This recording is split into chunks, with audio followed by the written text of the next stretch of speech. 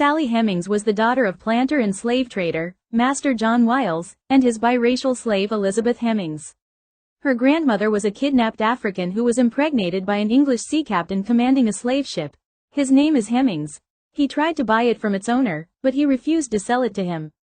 Sally was born the year John Wiles died in Virginia. Sally Hemings became an enslaved woman because she was the daughter of an enslaved mother, and her father became her owner because he was her mother's white master, and she lived as an enslaved daughter because she was from an enslaved black mother and a free white father. Under Virginia state law, she inherited her mother's status as a slave. Children fathered by an Englishman by a black woman were considered slaves, not free. You are the same as your mother was. Virginia enacted this law to determine the legal status of a child based on the legal status of the mother, not the father. As long as the child's mother was a slave, it would not be important to find out the identity of the father. Thus, masters were able to continue to sexually exploit slaves without this leading to their loss of property. To ensure that not a single drop of black blood mixed, the one-drop rule was applied. Sally had 5 siblings who were also born enslaved. She also had 5 half-siblings who were born free because they were the children of her father and his white wife. Oddly enough, Sally Hemings and Martha Jefferson were half-sisters. They shared one father, but one lived in the big house and the other in the slave quarters of their father's house. Because Sally was born the year John Wiles died, and according to his last will and testament he decided that the property of his enslaved sons should pass to his white daughter Martha because he was the father of slaves. The Hemings family's property passed to his eldest legitimate daughter Martha, who married Thomas Jefferson with other property the year Jefferson wrote the Declaration of Independence. Imagine this. When you get married, you take your things to your husband's house. Among these objects are your slaves, among whom are many of your sisters and half-sisters. When Sally Hemings arrived at Jefferson's home and farm, she and her mother and sisters to work as slaves for Martha. She was just a child sitting in her mother's arms. Their stay was in one of the small buildings on the estate, intended for the accommodation of slaves. There she and her mother and brothers became slaves to a wife.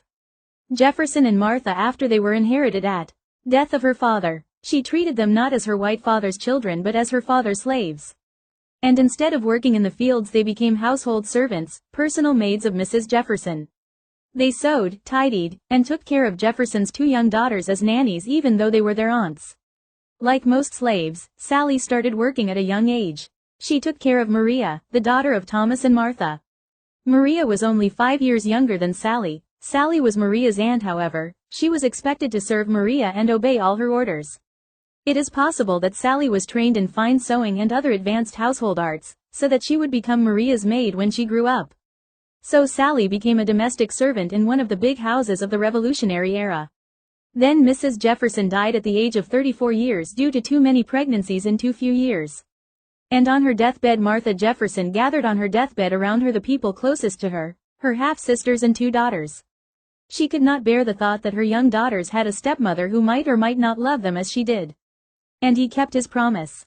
When Martha died, Sally and her enslaved family became the property of Thomas Jefferson. Their father's estate passed to Jefferson by marriage. Instead of receiving benefits from their father's wealth, their share in life was to serve Jefferson. Jefferson soon appointed the Hemings family to positions of responsibility at Monticello. Betty Hemings supervised the household's affairs, Martin Hemings served as butler, and Robert Hemings accompanied Thomas Jefferson to Philadelphia as his personal servant to attend the Second Continental Congress. 2 years after Martha's death, Jefferson went to France to work as a diplomat because he was representing the new United States of America as its ambassador to succeed Benjamin Franklin as minister to France, where he served in Paris before the Revolution. He asked his youngest daughter, Maria, to join him, so Sally traveled with Maria to France as a companion to join Jefferson. While in France, Marie and her sister Martha attended a boarding school in Paris. Jefferson's residence at the Hotel Languique was magnificent, with its golden mirrors and shiny floors. The outer streets were bustling with noise, smells, traffic, danger and delight, unlike anything Sally had ever known before, and it is possible that Sally's presence at the Hotel de Languique alone made her communicate with Jefferson inside his bedroom. Her brother James Hemings worked as a cook for Jefferson while Sally worked as a chambermaid for Mr. Jefferson. Sally and Jefferson began a sexual relationship in the 2 years she spent in Paris with him and became his mistress. She mingled with the Paris high society and accompanied Thomas to dances. Thomas had a sexual relationship with Sally. Like her mother, Sally had no choice but to undergo a sexual relationship with her slave. During that period, it was common for white slave owners to have sexual relations with their slaves, and of course it was not unlikely that Jefferson would exploit this habit. But it was there, on the banks of the Seine, that Sally tasted freedom for the first time in her life. Jefferson was preparing to leave Paris. He wanted to bring her back to America, and she refused because she had just started to understand French well, and in France she was free. Sally and her brother James read and spoke French. She was deprived of education in America. James trained in one of the most prestigious kitchens in France, but if she returned to Virginia, she would become a slave again. Sally had lived in Paris long enough to know that, according to French law, she could petition the French government to stay in France and live as a free woman. Had HIMINGS remained in Paris, she would have owed her freedom to France's firm commitment to the so-called principle of freedom, which stipulated that everyone who set foot on the territory of France from slaves was free. She wanted to bring her brothers to Paris to be free, but French law already forbade the recruitment of blacks. Whether slaves or free, there was no slavery, but there was racism. A number of black people were living in Paris at the time. Sally Hemings chose Virginia over Paris, slavery over freedom. She had a justification for this. She has witnessed a revolution, and she may have seen signs of violence on the streets of Paris. Although she began to learn French well, she did not master it, and she lacked permanent job security. Where to go and what to do? A single woman whose training was nothing but needlework, housekeeping and caring for a man. If she stays in France, she will be separated from the rest of her family. Slavery was not legal in France. If she stays, she will be free. But she did not do it in the long run. She was free, but she is poor. She cleverly managed to take a job as his maid in Paris, knowing that she would live away from America with a rich man. So even if he imposed himself on her and imposed sexual slavery on her, she also seduced him to live a rich free life in Paris temporarily, but it was difficult to be free and poor without him. From the moment she got off the boat in France, she was a free woman and she could have found her place among the blacks, but she chose the life of high society in Paris and the company of a wealthy white man with fame and political influence, and he saw it as a consensual master-slave relationship, so they lived in Paris as free people even if she did not have the ability to refuse. She lived as a lady and wore other beautiful clothes all that time. The time Jefferson was ready to return to the United States, Sally was pregnant. Sally managed to negotiate an extraordinary agreement with Thomas in order to return with him to Virginia. She tells him that she will return to Virginia if he promises to free any children they have together when they come of age. Sally is from a passive concubine to a person who is able to negotiate the freedom of his children. To get her to return to Virginia with him, Thomas promised her extraordinary privileges, and formally promised that her children would be freed at the age of 21. Her slave promised her to free her child and any subsequent children she would have from him. Offer her everything if she returns with him. Her children will learn, they will be educated and self-sufficient. They will be granted their freedom when they become of legal age. Thomas agreed because he wanted to continue his ongoing sexual relationship with her in America in exchange for her son's future freedom. But the only promise that Sally was able to get was not the immediate liberation of their children, but only at the age of 21. It was not possible to free Sally herself because mating between whites and free blacks was illegal, but having sex with a slave was legal. And Sally traveled back to Monticello. It is difficult to understand why Sally gave up this opportunity for freedom, but her whole family still lives and works in Monticello. She was unwilling to say goodbye to her family and her community. Just as slavery was driving families away from each other, freedom was also driving them away from each other. When they returned to America, a pregnant Sally was going to give birth to him a son from an enslaved woman with whom he entered into an intimate relationship. And in the secret little room next to Jefferson's bedroom in Virginia, over the years, Sally Hemings gave birth to 6 children. Everyone found out about it when she moved from the slave room to the room next to his bedroom. The nearby community of Monticello and surrounding towns and many of Thomas' friends and fellow politicians were aware of his relationship with Sally. A scandalous newspaper article was published, which made it known to the general public that Sally was Thomas's mistress in order to discredit Thomas Jefferson's political reputation from his rivals. Several of Jefferson's political opponents published rumors about the third president in an attempt to prevent him from winning a second term.